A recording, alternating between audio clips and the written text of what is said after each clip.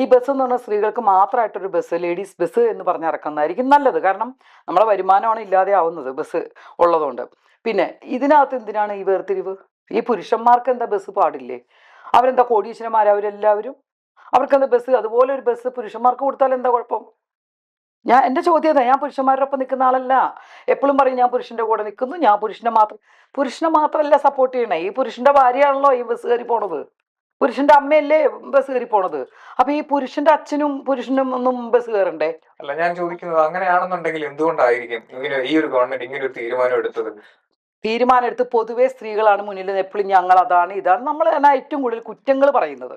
ഞങ്ങൾക്ക് കയറുമ്പോൾ ബസ്സിൽ അവിടെ പ്രശ്നം ഇവിടെ പ്രശ്നം തോണ്ടുന്നു പിടിക്കുന്നു പ്രശ്നങ്ങൾ ഉണ്ടാകുന്നു. പുരുഷന്മാർ ഇതൊന്നും പുരുഷന്മാർ പറയുന്നുണ്ടോ എന്നെ വന്ന് സ്ത്രീ മുട്ടി, അത് അവർക്ക് ബുദ്ധിമുട്ടാണ് കയറാൻ സീറ്റില്ല എന്ന് പുരുഷന്മാർ അവകാശപ്പെടുന്നില്ല. പക്ഷെ നമ്മളത് അറിഞ്ഞ് ചെയ്യുക. നാളെ ആണെങ്കിലും പുരുഷന്മാർ പുറത്ത് നിന്നോട്ടേന്നോ. ഇപ്പം ഞാൻ പറയട്ടെ, നമുക്ക് കിട്ടുന്ന ഈ ബസ്സുകൾ വളരെ പരിമിതിയുള്ള ബസ്സുകളാണ് ഉള്ളത്. ഈ ബസ്സിലെല്ലാം സ്ത്രീകൾ ഫ്രീ ആയിട്ട് കയറുമ്പോൾ ഇഷ്ടം പോലെ യാത്രക്കാരായി, സ്ത്രീകൾ മാത്രമാകുമ്പോൾ ബസ് ഷോർട്ടേജ് ആവും. അപ്പോൾ ഈ പുരുഷന്മാരൊക്കെ റോട്ടി ഇറങ്ങി നിൽക്കണം എന്നാണോ പറയണത്?